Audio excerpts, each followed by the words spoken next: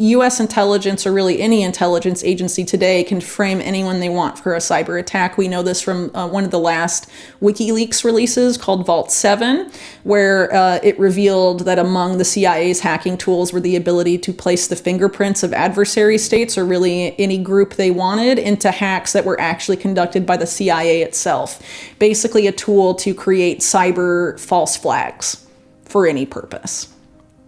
And the current CIA director is the person that was in charge of the Carnegie Endowment when they when they created these papers with the biggest private banks and central banks in the world about a cyber attack on the financial system, and how that would push for a merging of data sharing between banks and the CIA and intelligence. What's being sold as a way to fight crime and fraud could soon turn into a system that tracks every purchase you make. Once digital currencies are rolled out, privacy will be a thing of the past. That's the latest warning from investigative journalist and professional writer Whitney Webb.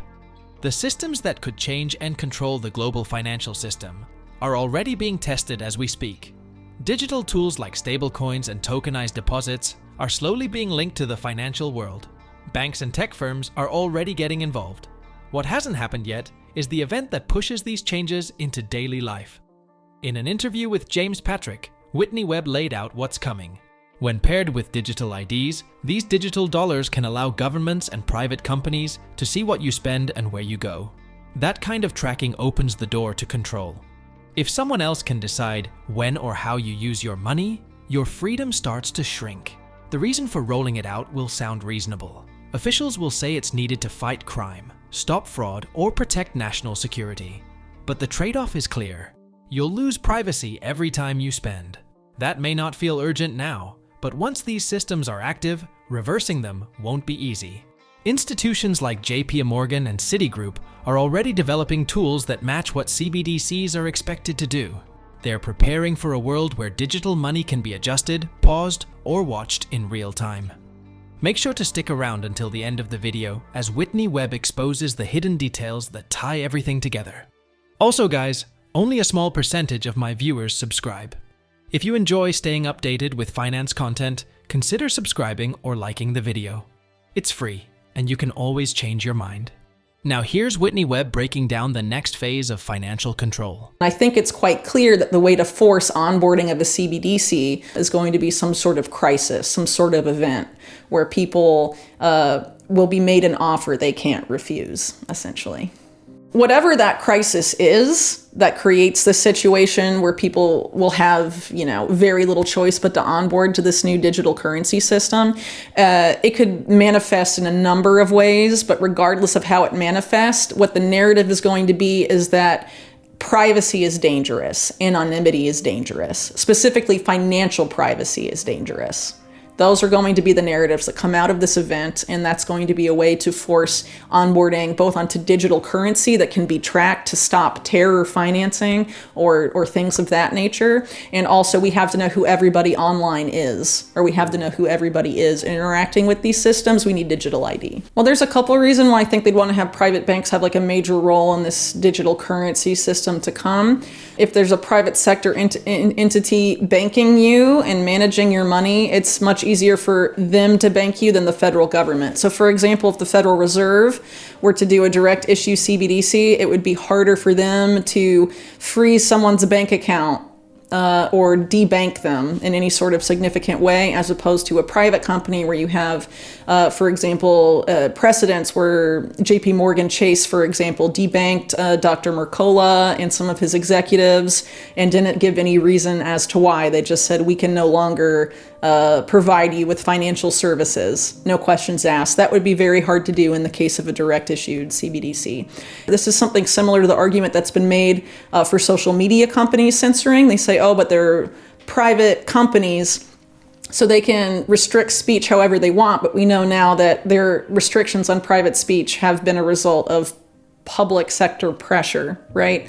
So again, people need to keep in mind that this is a public-private partnership. That's the prevailing model in the United States. The digital dollar in the United States is also going to be a public-private model. You'll have the Fed, the central bank, working with the private banks that own the Fed in the United States. and that will be the partnership between them will be the system. It's not going to be all public. It's not going to be all private. It is a partnership. If the Fed were to do a direct issued CBDC, it would take them a few years to design, experiment, and deploy it. If you're using these existing dollar-pegged stablecoins, those are already here. They're already on blockchains. And a lot of those phases that would take the Fed a few years have already been accomplished if you choose to use those. And if you regulate them so that they have to, for example, keep their reserves at the Fed, then you're able to sort of have the same kind of system, but you don't have to go through the process of creating a direct issued CBDC. So one of the biggest developers right now of CBDCs is this company called R3 that's backed by some of the biggest Wall Street banks in the world. And they were named by Central Banking Magazine as the CBDC Partner of the Year last year.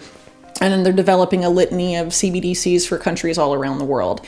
But that's just one part of what they do. They have this thing they call a digital currency accelerator. And the three types of digital currencies R3 develops are CBDCs, stablecoins, and tokenized deposits or deposit tokens.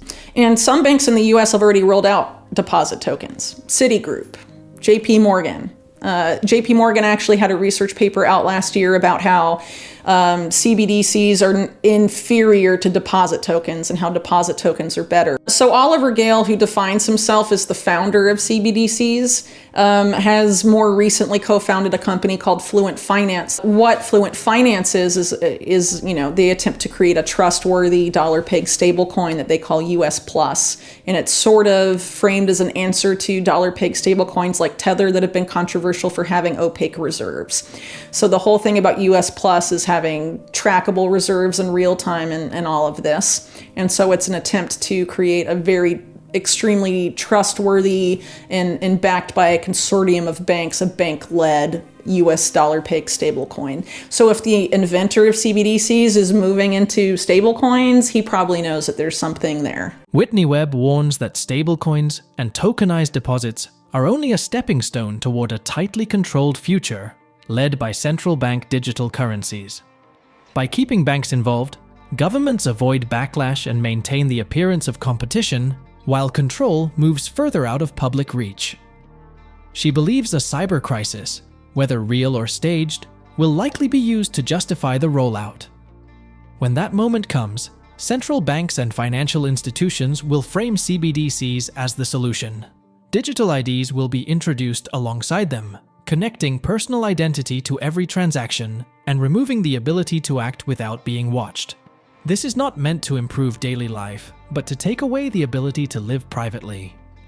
What's being sold as inclusion could leave a small group deciding how people earn, spend, and exist within the system.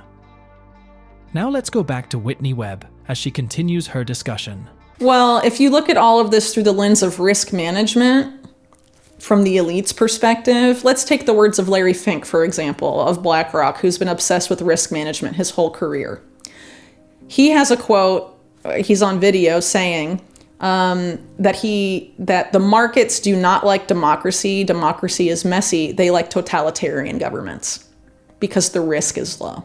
Elon Musk is one of these figures that's trying to sort of position himself as a free speech champion and one of these figures that's on the populist right. But in reality, a lot of the policies that Elon Musk promotes, like carbon taxes, for example, have traditionally been policies promoted like the World Economic Forum and entities like this that are seen as being globalist and not populist in nature. People forget that Elon Musk is someone whose business has depended to a large degree on government subsidies, and currently a lot of his companies either depend on mass adoption of electric vehicles via policies linked to the Sustainable Development Goals to phase out fossil fuel vehicles, or they are contractors for the Pentagon and intelligence, like SpaceX. I think there's essentially a consensus that some other very significant financial crisis is in the cards for the next several years. And if you are the big banks and you know that's going to happen, you probably want to avoid a scenario like what happened in 2008, where the public knew that you were the source of the malfeasance and the economic problems, which of course spawned movements like Occupy Wall Street. If you want to avoid that, what is the best way to absolve yourself of any sort of blame for mismanaging or losing people's money? If you can say that hackers took it, then you're totally absolved, and whoever the hackers are the ones to blame. And U.S. intelligence, or really any intelligence agency today, can frame anyone they want for a cyber attack. We know this from one of the last WikiLeaks releases called Vault 7, where it revealed that among the CIA's hacking tools were the ability to place the fingerprints of adversary states, or really any group they wanted, into hacks that were actually conducted by the CIA itself. Basically a tool to create cyber false flags for any purpose.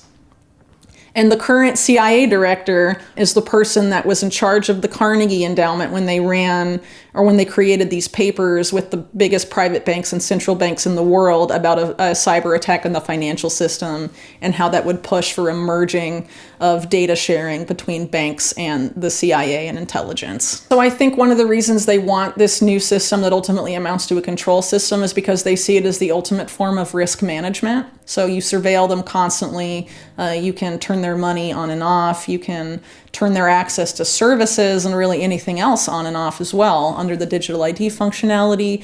It's a way to keep people in line in a way that didn't exist in feudal Europe and under that model. But they're clearly moving to that model, and it's interesting because the UN essentially admits that. They talk about the acceleration of the adoption of all these of all this digital infrastructure is exacerbating the wealth gap and making the billionaires even more wealthy. But the billionaires and the bankers are the people that are designing all these UN policies. People, like Mark Carney, Mike Bloomberg, Bill Gates. All of these guys are the ones influencing these policies more than anyone. They admit that they're exacerbating the wealth gap, but we're full steam ahead on these policies anyway. So, they're obviously going to keep exacerbating it. And a lot of those guys that are designing and maintaining the technology or deciding what it does are going to be in a very different class than the rest of us who are, having this system imposed upon us. We're not the ones designing it. We don't have a stake in the stakeholder capitalism model. Webb points out that while Bitcoin's recent rise shows how the market is shifting,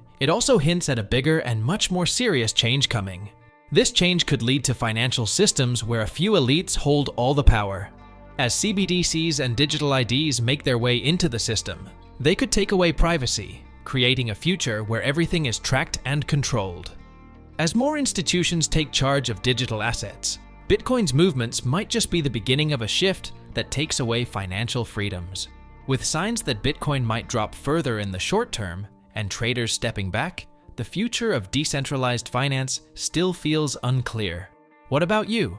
Do you think it can survive the influence of large financial institutions and governments? Share your thoughts in the comments. Anyway guys, before we go, if you want to stay most up to date on the crypto and Bitcoin world, subscribe to my daily 5-minute crypto newsletter. It's a concise resource for the latest expert predictions, breaking news, and top on-chain analysis, trusted by over 50,000 subscribers for insightful crypto investment information. Don't miss out on the opportunity to stay informed in the crypto market. The link is in the description below. I hope you all enjoyed today's video and that it gave you some value. I'll see you all at the next one, and as always, all the best.